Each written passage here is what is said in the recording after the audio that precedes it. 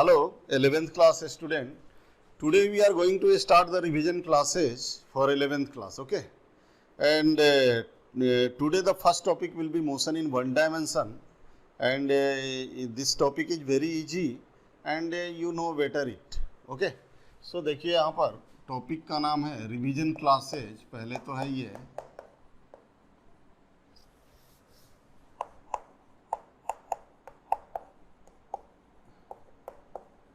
Revision classes और यहाँ पर टॉपिक है आपका मोशन इन वन डायमेंशन. ठीक है ना, मोशन इन वन डायमेंशन.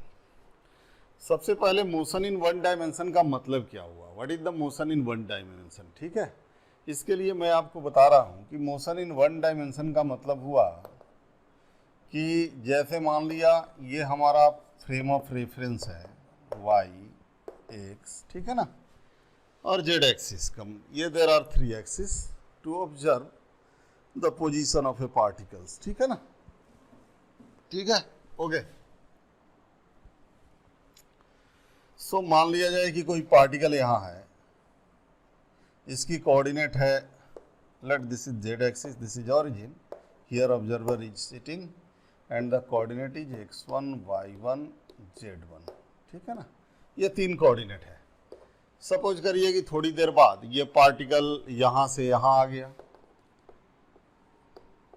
यहां से यहां आ गया,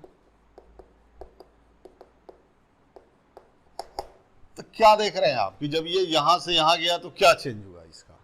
केवल x कोऑर्डिनेट चेंज हुआ, y कोऑर्डिनेट तो चेंज नहीं हुआ, z कोऑर्डिनेट चेंज नहीं हुआ. So only x coordinate changes. ठीक है ना, only x coordinate changes, y and z are constant. ठीक है ना, this motion is called one dimensional motion. This motion is called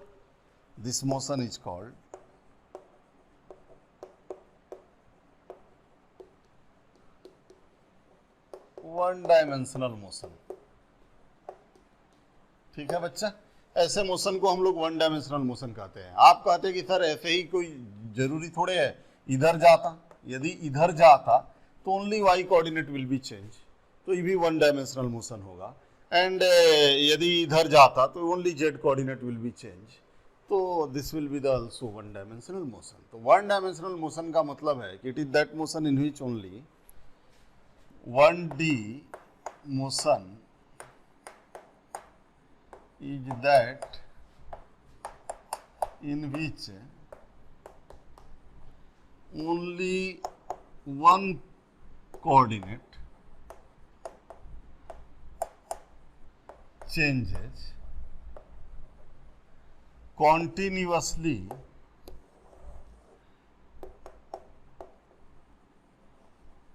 with respect to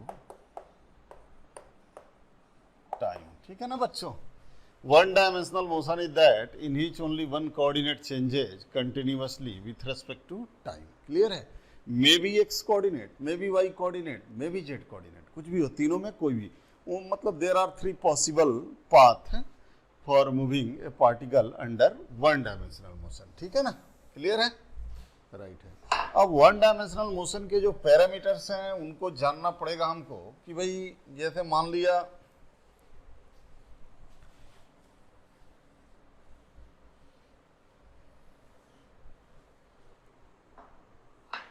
लिया कि कोई बॉडी, पहला पैरामीटर है डिस्टेंस एंड डिस्प्लेसमेंट.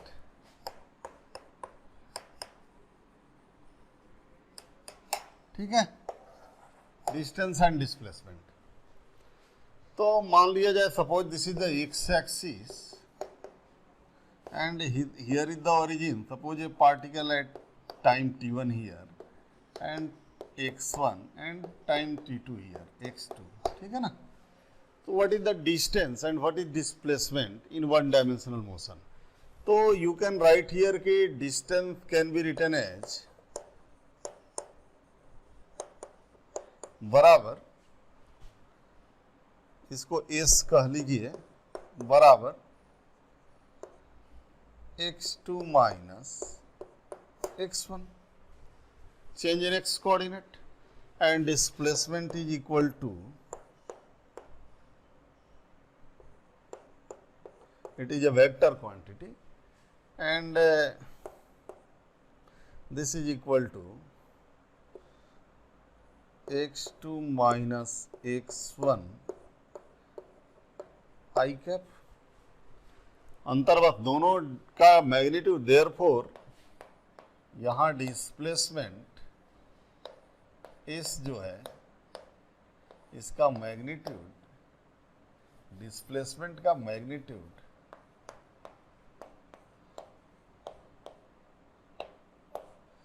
बराबर है डिस्टेंस का, ठीक है। For other case, for general case यदि लीजिएगा तो बात बदल जाएगी। फॉर जनरल केस यदि देखेंगे distance displacement, for a general case, जैसे मान लिया ये बॉडी है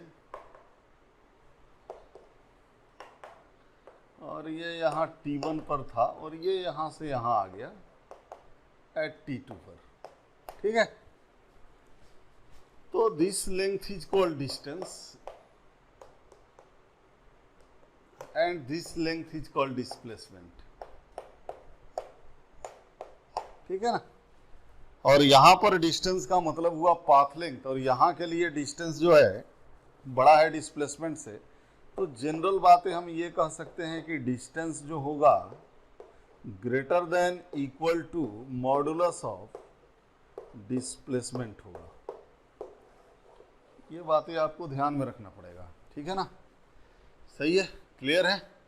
so in one dimensional motion we are going to restrict our self in one dimensional motion. तो वन डायमेंशनल मोशन में डिस्टेंस x2 माइनस x1 हुआ और डिस्प्लेसमेंट भी x2 माइनस x1 हुआ। If moving is continue in a particular direction, यदि moving वापस न लौटे बॉडी तो ये बात होगा, ठीक है ना। इस पर सवाल भी बनाएंगे हम, तो ज़्यादा कॉन्सेप्ट क्लियर होगा, लेकिन पहले इतना बात समझ में सबको आना चाहिए कि भाई डिस्टेंस डिस्प्लेसमेंट क्या है, ठीक है ना।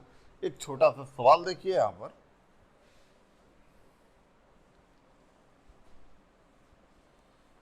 सिमिलरली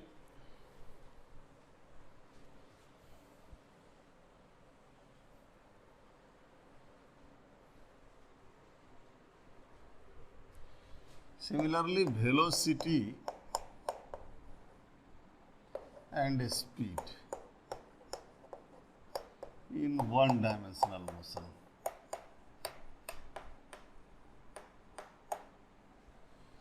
क्या होगा वेलोसिटी एंड, जानते ही आप दो तरह का वेलोसिटी, दो तरह का स्पीड होगा। ये दो तरह का होगा, एवरेज एंड इंस्टेंटेनियस। स्पीड भी दो तरह का होगा, average and instantaneous. So average velocity in one dimensional motion, average velocity in one dimensional motion, in one dimensional motion, average velocity बराबर x2 minus x1 by t2 minus t1, ठीक है। मतलब del x by del t, ठीक है ना।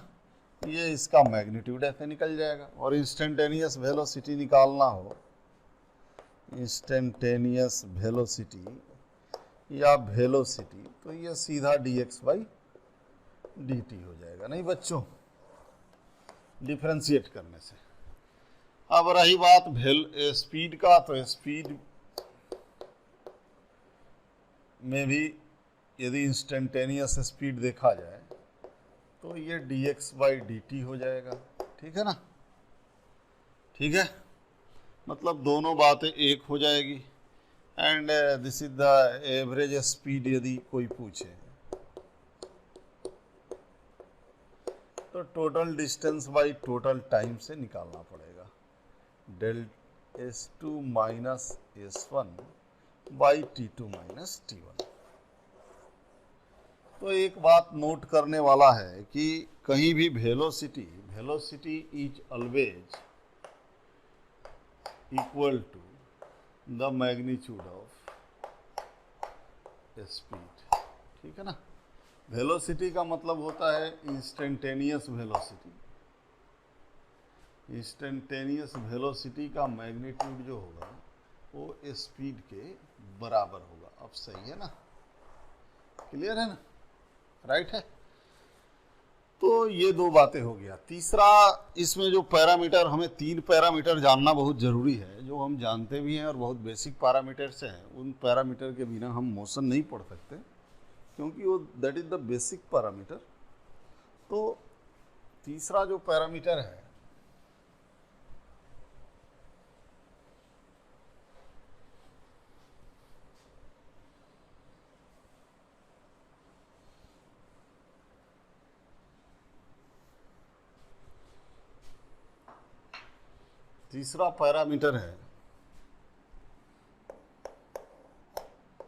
Acceleration.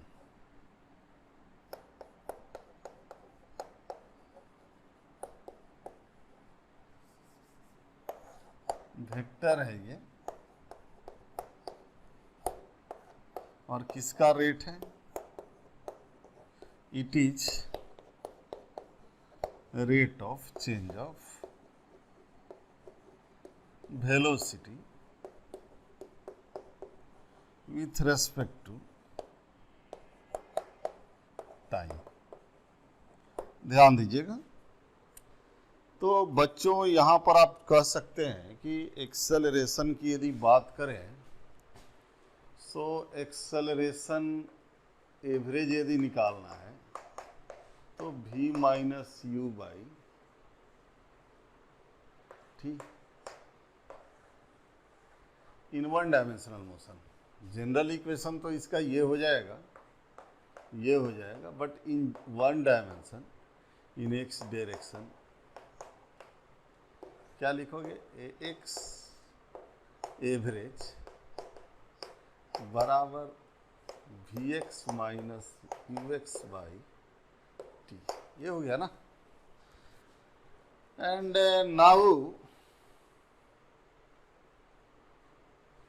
Now the a equal to dv by dt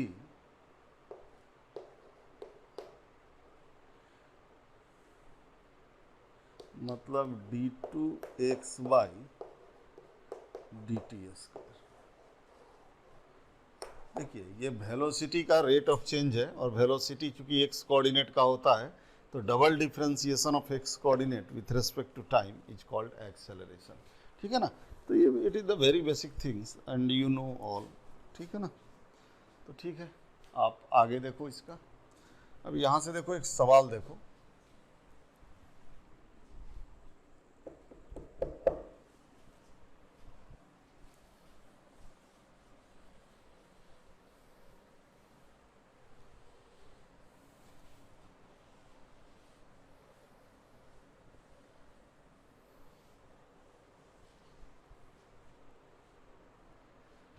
देखो बच्चों, सवाल यहाँ से प्रॉब्लम पूछेगा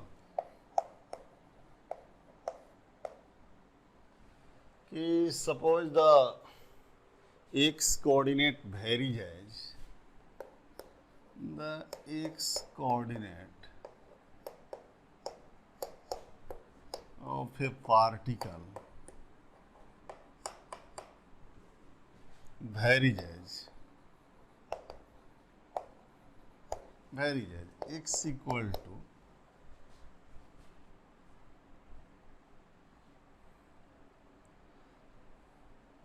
4 minus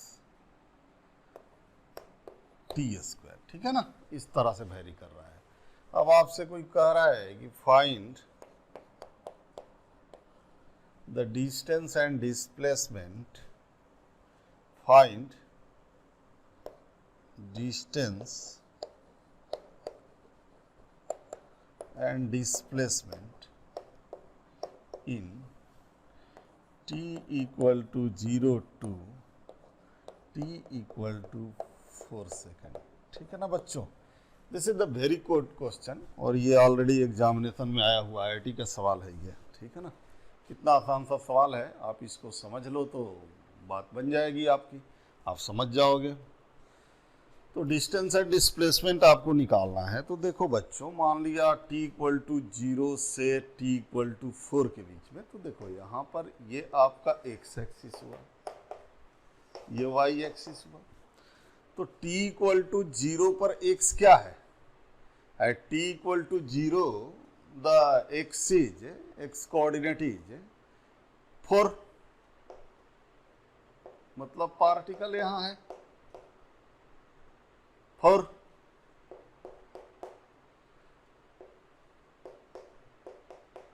ठीक है, दूसरी बात है कि t इक्वल टू 0 पर तो ये यहाँ है, लेकिन अभी जाएगा किधर, राइट जाएगा या लेफ्ट जाएगा, ये देखना पड़ेगा।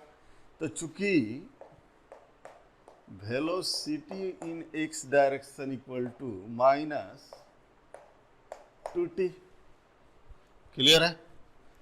तो मतलब एक तरह से ये किधर जाएगा, ये जाएगा -2t है, तो t इक्वल टू 0 पर तो -2 इसका स्पीड है, मतलब ये निगेटिव इधर जाना चाहेगा,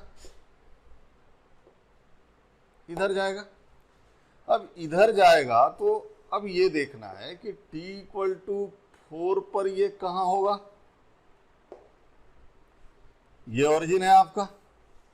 तो at t equal to 4 second x coordinate is 0, नहीं, at t equal to 4 second the x coordinate is 0। So मतलब t इक्वल टू 4 पर तो यहां आ जाएगा, t equal to 4 second, t equal to 4 second the x coordinate is 0। ठीक है,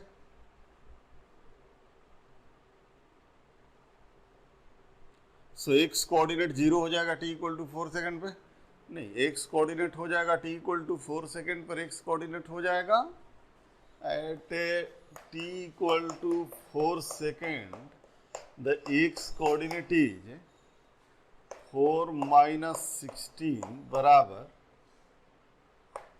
-12 metre, -12 metre, मतलब यहां हो गया।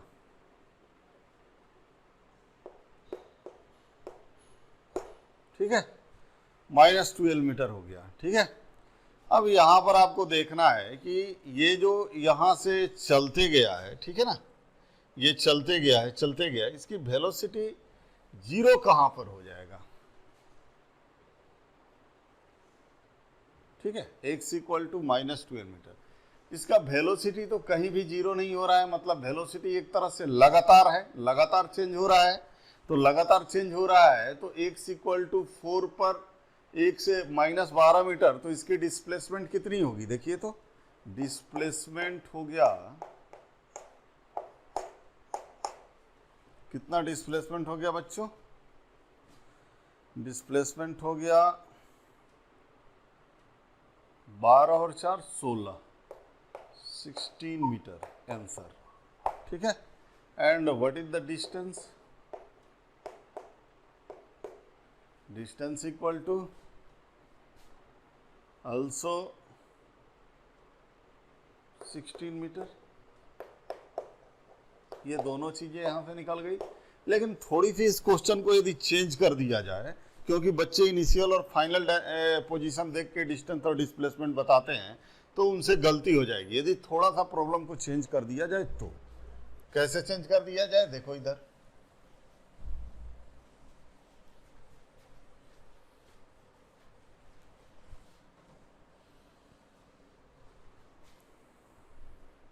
जैसे मान लिया प्रॉब्लम को ये लिख दिया जाता कि if x coordinate varies as t square minus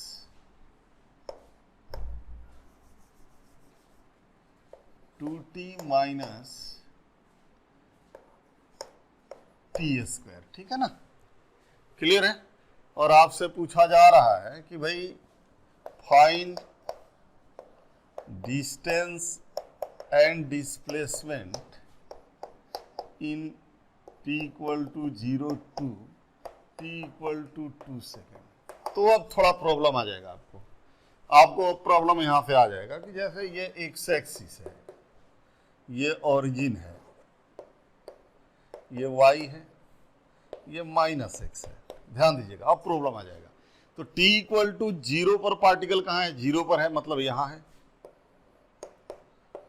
ठीक है, अब ध्यान दीजिएगा, t इक्वल टू 0 पर यहां है, t इक्वल टू 2 पर कहां है? ये देखिए, t इक्वल टू 2 पर देखिए कहां है, तो t इक्वल टू 2 पर होगा at t equal to 2, this is the 4 and this is the 4, मतलब यही होगा।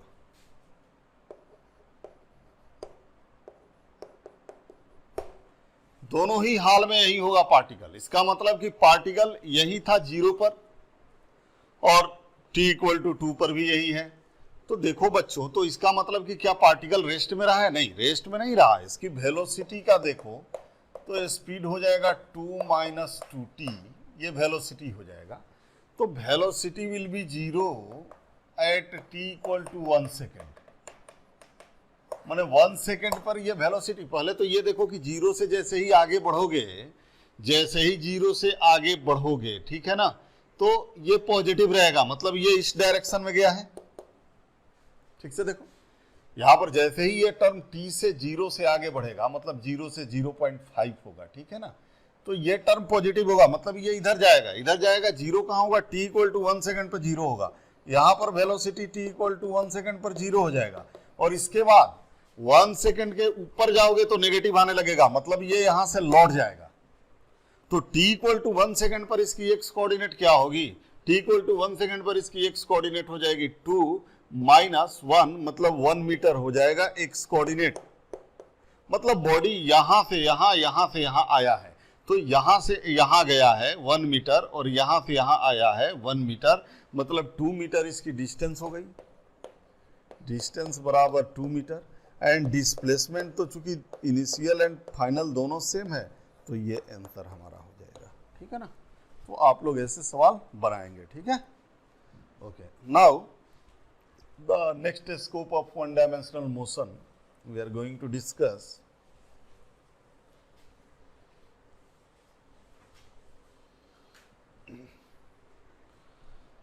दूसरा स्कोप ये है कि जैसे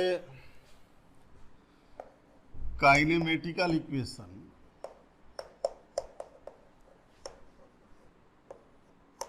इन वन डायमेंशन।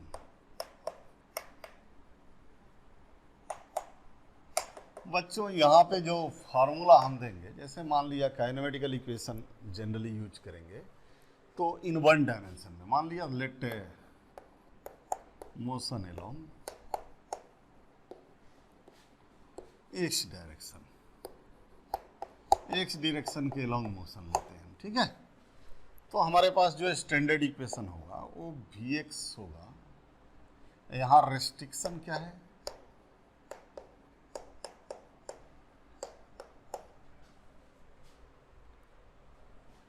एक्सेलरेशन कांस्टेंट होना चाहिए। ठीक है ना, ये रेस्ट्रिक्शन है, इसीलिए kinematical equation under constant acceleration कहलाता है ये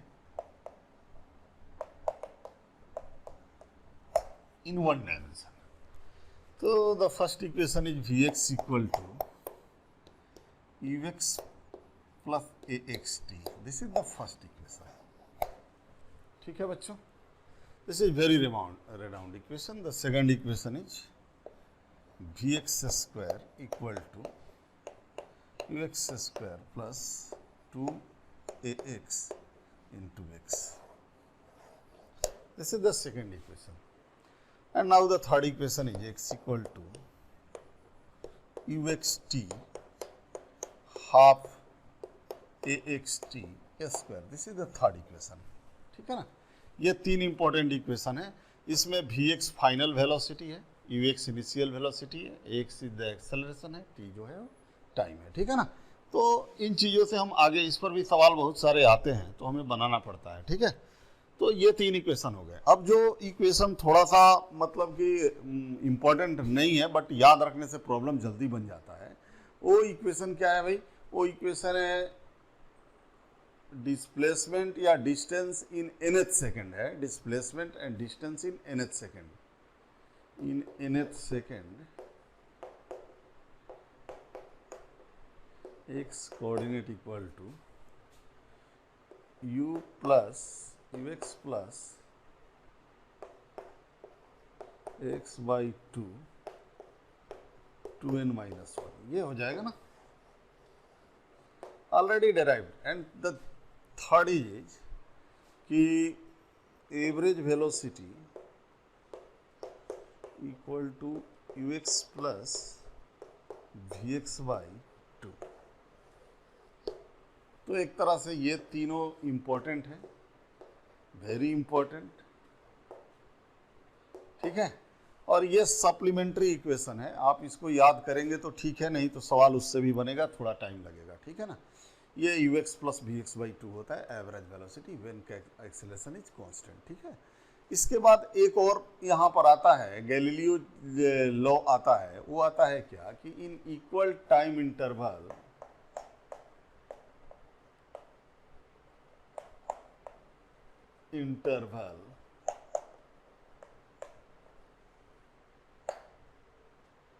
displacement x1 x2 x3 so equal to 1:3:5:2 इस तरह से होता है।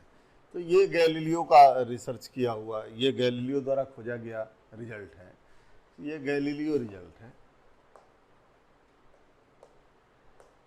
तो इस चीज को भी आपको ध्यान में रखना पड़ेगा, ठीक है ना बच्चों। तो इन चीज़ों को भी आप, इतने चीज़ों को ध्यान में रखेंगे तो सवाल यहाँ से बनेगा। देखिए मैं सवाल बना के दिखाता हूँ आपको।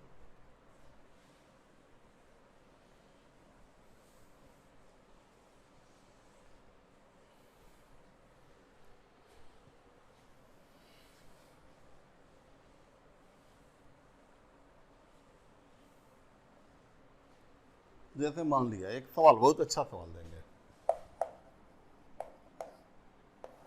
मान लिया ये कार है जो स्टार्ट करता है moving with a speed 40 metre पर सेकेंड, ठीक है ना। ए कार स्टार्ट मूविंग, एक car start moving with a speed 40 metre पर सेकेंड with constant acceleration, ठीक है ना, -4 मीटर पर सेकेंड स्क्वायर, ठीक है ना। ओके, फाइंड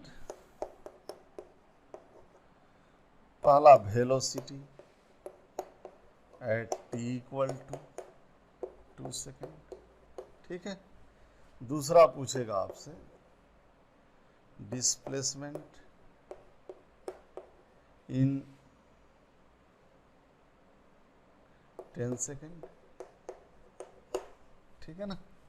ओके, नाउ तीसरा पूछेगा आपसे, ठीक है,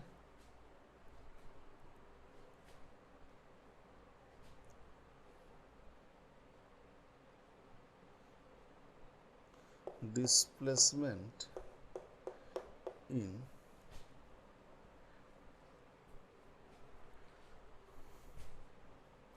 10 सेकेंड,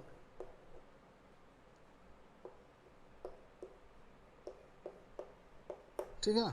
इस तरह से आपसे सवाल पूछेंगे, आप इस सवाल को बना सकते हैं। पहले तो यहाँ समझना पड़ेगा आपको कि चूंकि एक्सेलरेशन निगेटिव दिया है, निगेटिव एक्सेलरेशन का मतलब होता है रिटार्डेशन, मतलब मोशन के अपोजिट डायरेक्शन में एक्सेलरेशन है, मतलब एक तरह से इधर एक्सेलरेशन है,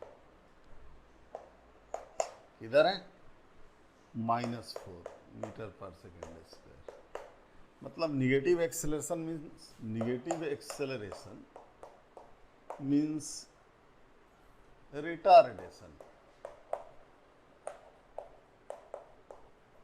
रिटार्डेशन, मतलब opposite to motion, opposite to motion, ठीक है ना। तो ठीक है, पहला सवाल बनाएंगे, वेलोसिटी है 2 सेकेंड, पहले एक्सेलरेशन तो v equal to ux plus xt होता है। तो ux कितना है बच्चों, ये हमारा x एक्सिस है, तो हो गया 40 माइनस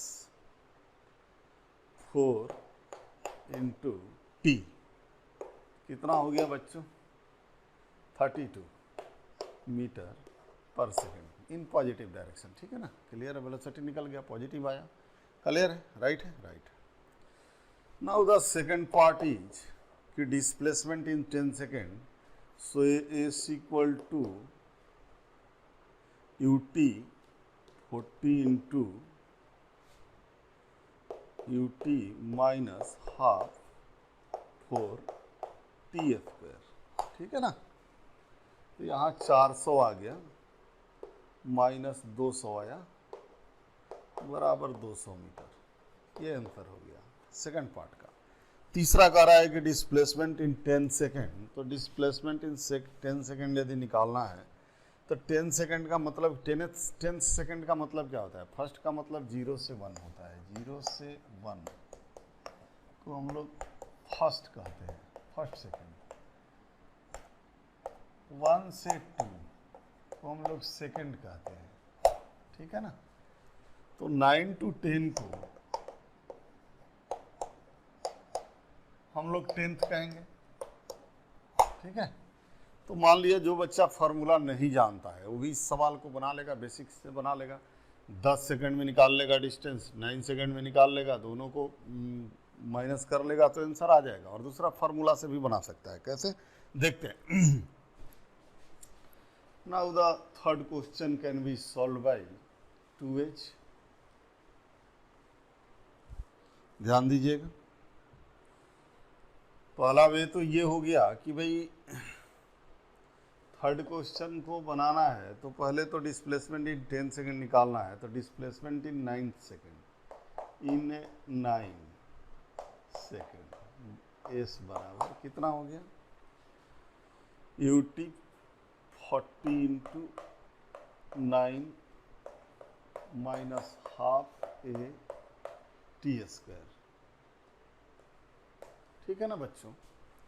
तो ये ठीक है, 360 माइनस 2, ठीक है। तो कितना आ गया बोलो तो, 360 में से 162 गया, मतलब 200, 188 हो गया, ठीक है ना। 8 2 10 की 0 हाथ में लगा ले, 8 2 10 की 0 हाथ में लगा ले,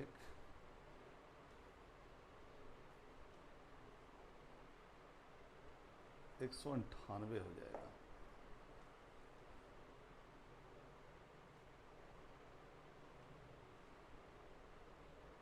ठीक है, एंड नाउ इन 10 सेकेंड क्या होगा, एस ये 1:2 बराबर कितना होगा बोलो बच्चों, हो जाएगा 40 इंटू 10 मतलब 400 minus half into a t square 200 metre. So in 10 second हो जाएगा एस बराबर S2 माइनस S1 मतलब 200 माइनस 198 बराबर 2 मीटर। यहाँ से आंसर आ गया। ये बिना फार्मूला यूज किए हुए बेसिक काइनेमेटिकल इक्वेशन से सवाल को हमने बनाया है, लेकिन आप यदि फार्मूला यूज करेंगे तो भी सवाल बनेगा। भाई फार्मूला से क्या होगा,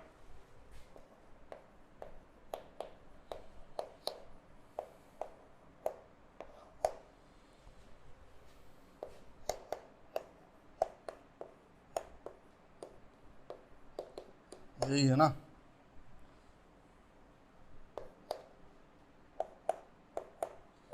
कितना हो जाएगा ux कितना होगा बच्चों, 40 हुआ -4/2 2n - 1 मैंने 20 - 1 कितना हुआ 40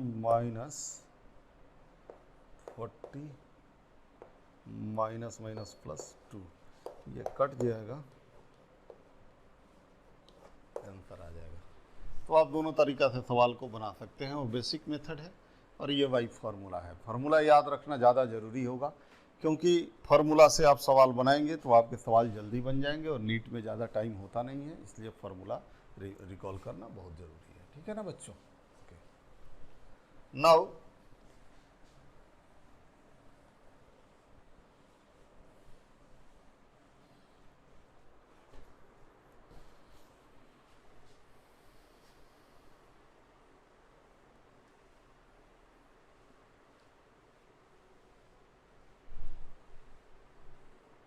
जाओ बच्चों, now we are going to discuss the next things like कि how to apply the kinematical equation under gravity. नहीं, ग्रेविटी के अंदर में कैसे यूज करेंगे, क्योंकि भाई वहाँ भी एक्सेलरेशन कांस्टेंट है।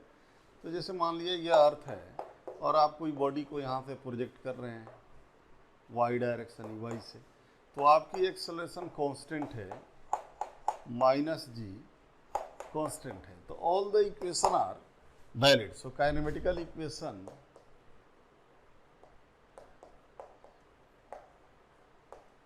अंडर ग्रेविटी, तो यहाँ पर भी सारे इक्वेशन रिपीट हो जाएंगे, केवल एक ही जगह -g आ जाएगा। तो Vy = Uy - GT इक्वेशन 1 हो जाएगा। Vy² Uy² -2g Hy, ठीक है ना? सो तीसरा हो जाएगा y = Uyt -12g T²। ये 3 इक्वेशन रेनाउंड इक्वेशन हो जाएगा। ठीक है ना? इसमें अपवर्ड डाउनवर्ड मोशन का कोई कॉन्सेप्ट नहीं है, ये सीधा बात है कि जब ये ऊपर प्रोजेक्ट किए हैं तो नीचे की ओर है। हाँ, यदि आप कहते हैं कि सर हम इस तरह से बात करेंगे कि ये अर्थ है, ये बिल्डिंग से ये बॉडी को ड्रॉप किया गया ui से, तो क्या इक्वेशन होगा? तो ऑल द इक्वेशन रेस्पेक्टिवली सिर्फ a बराबर हो जाएगा +g, क्योंकि यहाँ पर एक्सेलरेशन का काम, यहाँ रिटार्डेशन होगा, यहाँ एक्सेलरेशन होगा। तो यहाँ के लिए आप लिख सकते हैं Vy = Uy + GT and Vy² = Uy² +2gy and y = Uyt ½ T², ये आएगा। यहाँ पे सबसे इम्पोर्टेंट बात ये है कि जब जो प्रॉब्लम आपको याद रखना चाहिए वो ये है कि यदि आप यहाँ से किसी बॉडी को प्रोजेक्ट करते हो, मान लिया u स्पीड से प्रोजेक्ट करते हो आप, ui को हम u कहें, तो मैक्सिमम हाइट जो होगा, मतलब जहाँ पर ये आके या यहाँ आके 0 हो गया v, so this is called maximum height h। Maximum height, तो h मैक्स जो होगा वो कितना होगा? ठीक है, a² + 2s होता है। तो यहाँ से फॉर्मूला से आप डायरेक्ट निकालोगे, लेकिन वो टाइम लगेगा। आप डायरेक्टली याद रखो √अंडर, ये देखो v² = u² -2gh, डायरेक्ट यहाँ h = u² / 2g, ये आपका मैक्सिमम हाइट हुआ। सही है ना? यदि टाइम ऑफ एसेंट निकालना हो, ये तो टाइम ऑफ एसेंट और टाइम ऑफ डिसेंट बराबर होता है, और ये कितना होता है? √2h/g/2 होता है। सही है ना? मतलब यदि टोटल टाइम ऑफ फ्लाइट की बात करें तो होता है √2h/g।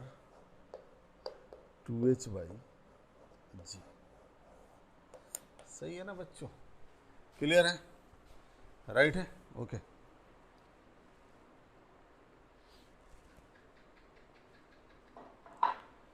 तो तो मोशन अंडर ग्रेविटी पर भी सवाल आप बना सकते हैं, यहाँ से भी सवाल आता है और ठीक ठाक सवाल आता है, तो आपको यहाँ भी सवाल बनाना चाहिए, यहाँ भी प्रैक्टिस करना चाहिए। इसमें कुछ है नहीं, आसान है और क्लास 9 से आप लोग पढ़ रहे हैं, ये नया टॉपिक नहीं है आपके लिए। थोड़ा सा डिफ्रेंशिएशन इंटीग्रेशन के वजह से नया आ जाएगा और वो प्रैक्टिस करने से बात होगी। जैसे मान लिया जाए आपसे कोई पूछ रहा है, एक प्रॉब्लम दे रहा हूं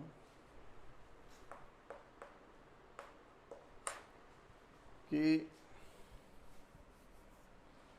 a body is projected from earth surface with a speed I don't know, with any speed x u unknown है, ठीक है ना, and at t1 and t2 it passes through a height h, it passes through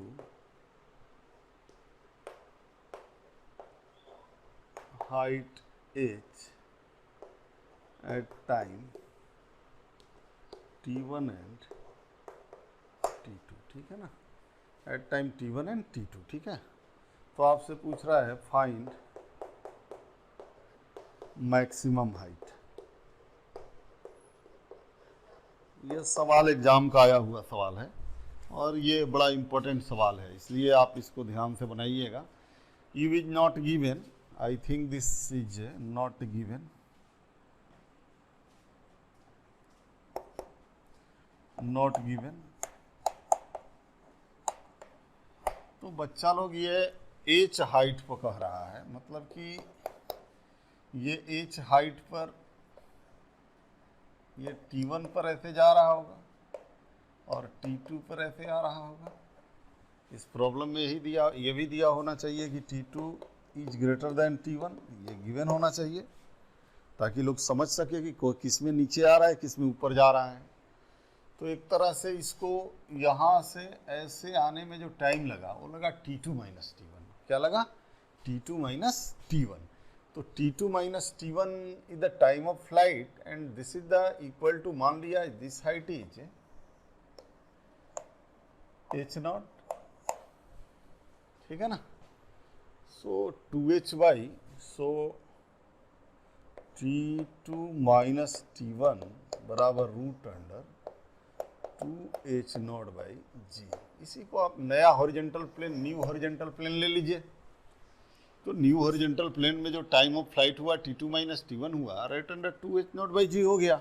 सो ठीक है, यहाँ पर तो h naught का वैल्यू निकल गया। So h naught equal to g t2 minus t1 का होल स्क्वायर बाई 2, ये h नॉट का वैल्यू आ गया।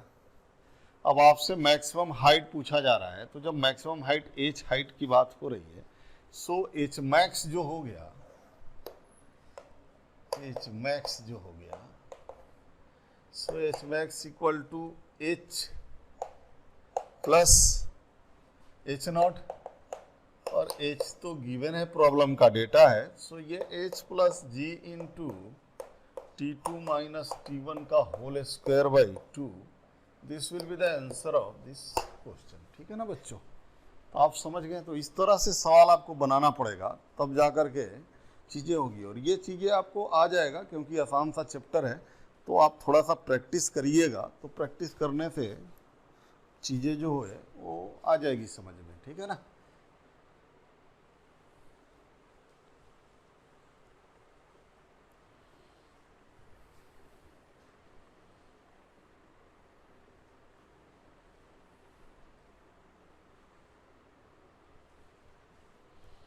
यहाँ पर देखिए, जैसे एक और क्वेश्चन देख लीजिए कि ये body start moving with acceleration, constant acceleration, and it travels in, देखिए a body starts moving with constant acceleration, ठीक है ना। A body start moving with constant acceleration. It travels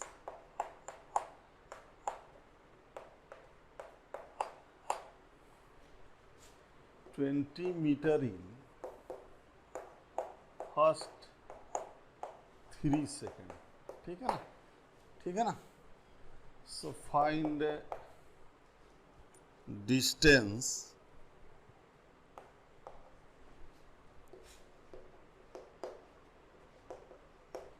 traveled in t equal to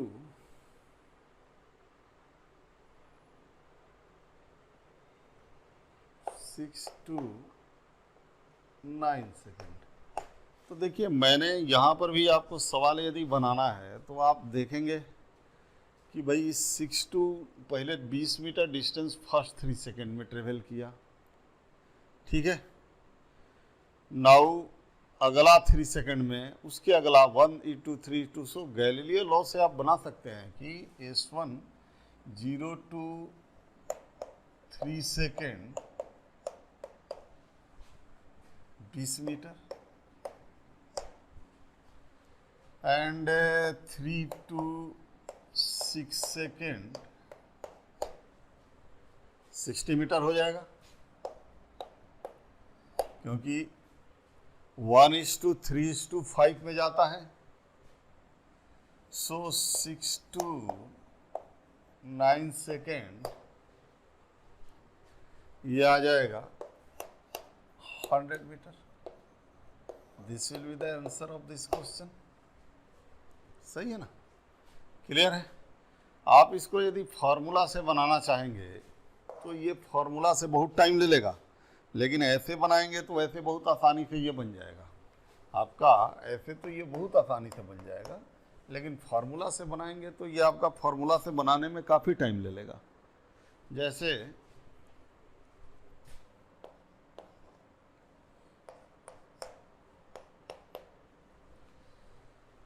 a body start moving with continuous acceleration. It travels 20 meter in first 3 seconds. So 20 equal to half a t square 9. So a बराबर 40/9 metre पर second square. ठीक है. तो यदि आपको निकालना है कितना 6 to 9 सेकेंड, तो इन 9 सेकेंड S1 बराबर हाफ AT स्क्वायर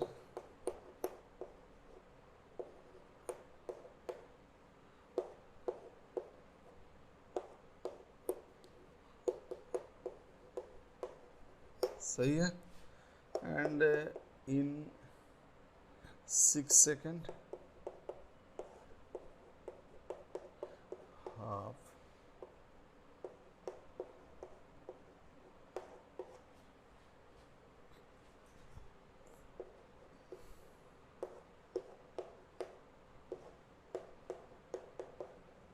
अस्सी मीटर.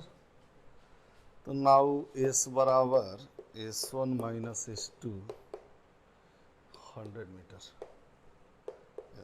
आ गया ना. देखिए, so from Galilean law it just 1:3:5:7 इस तरह से सवाल को आप बनाएंगे. ठीक है ना. और इस तरह से आपका सवाल बनता चला जाएगा. आसान सा टॉपिक है, आप जानते हैं. एक लास्ट चीज़ बताने जा रहे हैं, उसका नाम है रिलेटिव वेलोसिटी. और रिलेटिव वेलोसिटी आप देख लीजिए थोड़ा सा, इसको थोड़ा उधर झाड़िए तो.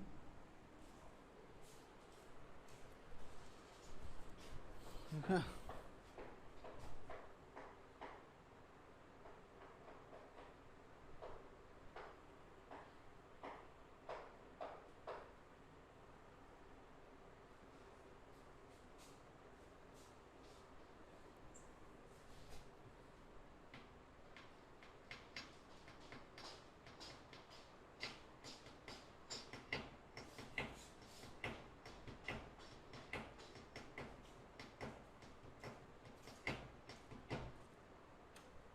ठीक है.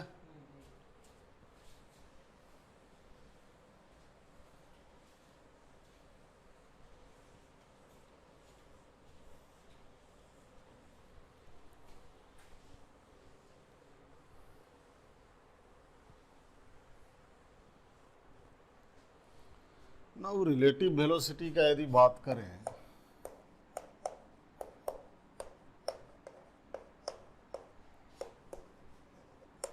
इन वन डायमेंशन, ठीक है। तो भाई रिलेटिव वेलोसिटी, मान लिया ये कोई बॉडी है,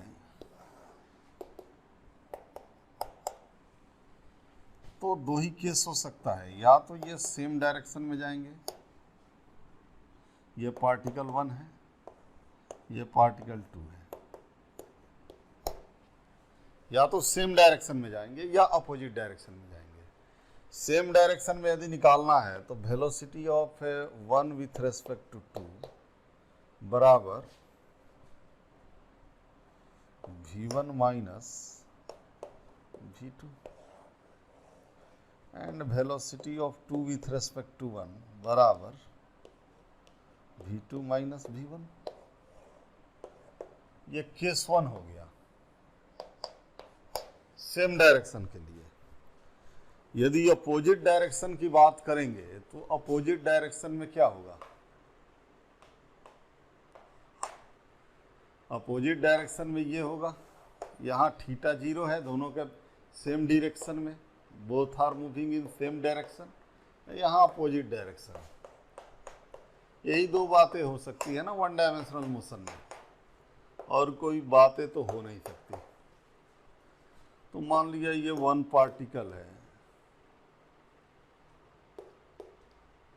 ये इधर जा रहा है v1 से, और ये 2 है जो इधर आ रहा है v2 से। तो क्या होगा, relative velocity 1 with respect to 2 बराबर v1 माइनस v1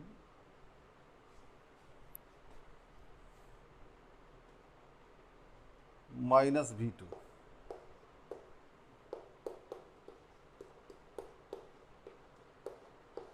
माइनस का मतलब अपोजिट टू x डायरेक्शंस, ठीक है। एंड v21 बराबर v2 माइनस v1।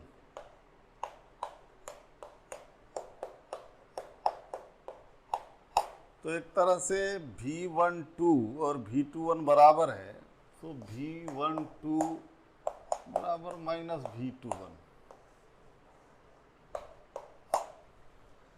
यहाँ से भी सवाल पूछेगा, और वो सवाल भी आपको देखना पड़ेगा, और ग्राफिकल इक्वेशन है उसमें भी आपको बात करनी पड़ेगी, ठीक है ना।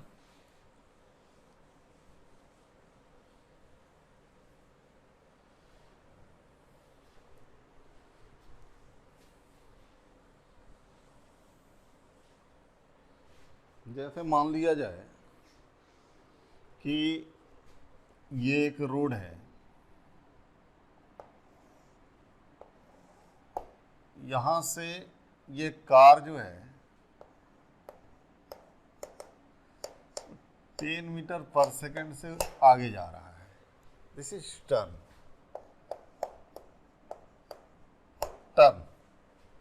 एक कार पासेस थ्रू 10 मीटर पर सेकंड, कांस्टेंट स्पीड से ये पास कर रहा है, कांस्टेंट, ठीक है ना।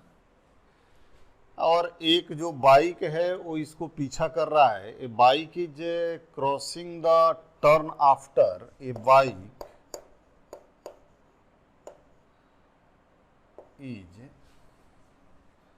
Will cross turn after 4 second, 4 second, after 4 second passing, crossing the turn 4 second after 4 second after crossing car, ठीक है ना। तो आपसे पूछेगा how long will car with a speed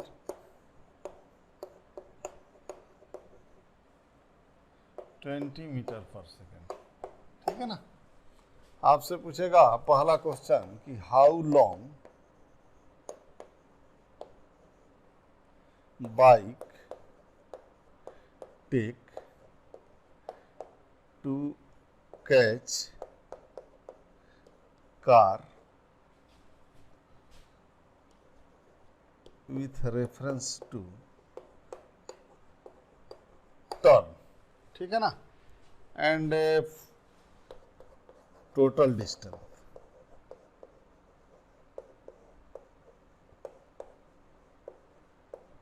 The distance used to catch car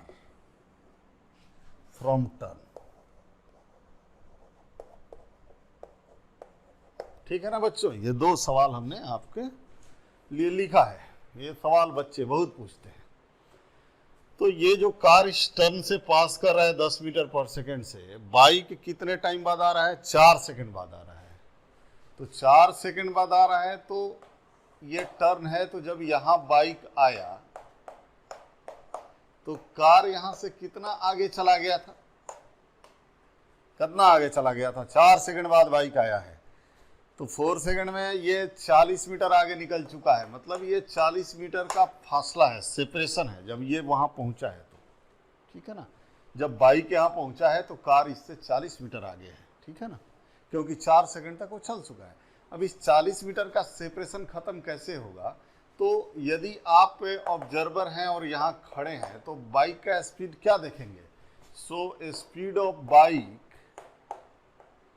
with respect to car बराबर, वही bike में से कार को घटाना पड़ेगा, तो इधर के डायरेक्शन को पॉजिटिव मान ले, तो बाइक का स्पीड कितना है? बाइक का स्पीड है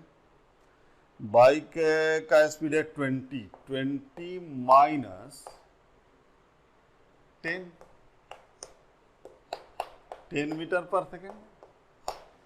तो टाइम इक्वल टू हो गया 40/10, मतलब 4 सेकेंड। 4 सेकेंड बाद वो कैच कर लेगा। ये 1 सवाल बन चुका आपका,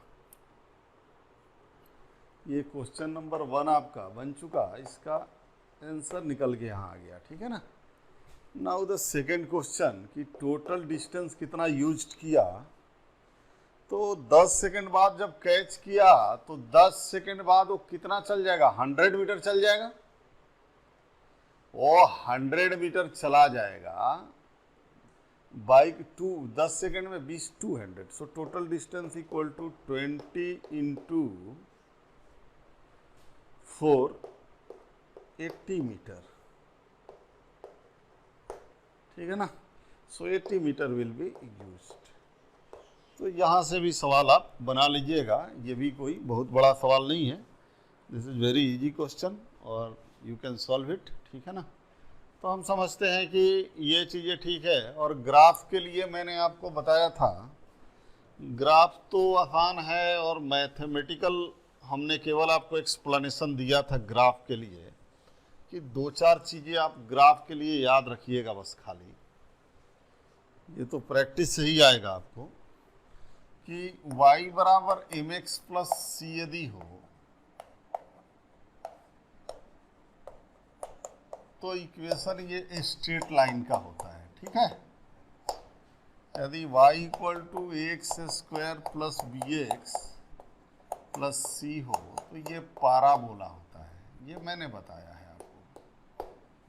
और यदि x² plus y² equal to a² हो तो सर्कल होता है और रेडियस a होता है और सेंटर जो है वो ओरिजिन पर होता है। लेकिन ऐसा मोशन हम पढ़ने तो जा नहीं रहे हैं, हम तो पढ़ने जा रहे हैं 1 डायमेंशनल मोशन। तो हमें तो केवल कैरेक्टर से मतलब है कि किस तरह का कैरेक्टर होगा। एंड ये x² प्लस y² यदि इक्वेशन हो तो ये एलिप्स का इक्वेशन होता है, ठीक है। अब यहाँ पे आप डिफरेंट टाइप के ग्राफ, एक्सटी ग्राफ, कौन कौन से ग्राफ खींचिएगा। तो देखिए ग्राफ आपके पास जो होगा इन 1 डायमेंशन मोशन में, आपका पहला ग्राफ होगा xt, ठीक है, दूसरा ग्राफ होगा vt, ठीक है ना। ये दो इंपॉर्टेंट ग्राफ है। ऐसे तो ग्राफ कुछ भी हो सकता है, लेकिन these are two the important graph. तो xt ग्राफ में दो चीजें याद रखिएगा कि स्लोप, वेलोसिटी या स्पीड जो कहिए आप, ठीक है, ठीक है। और vt ग्राफ में slope, acceleration and area with sign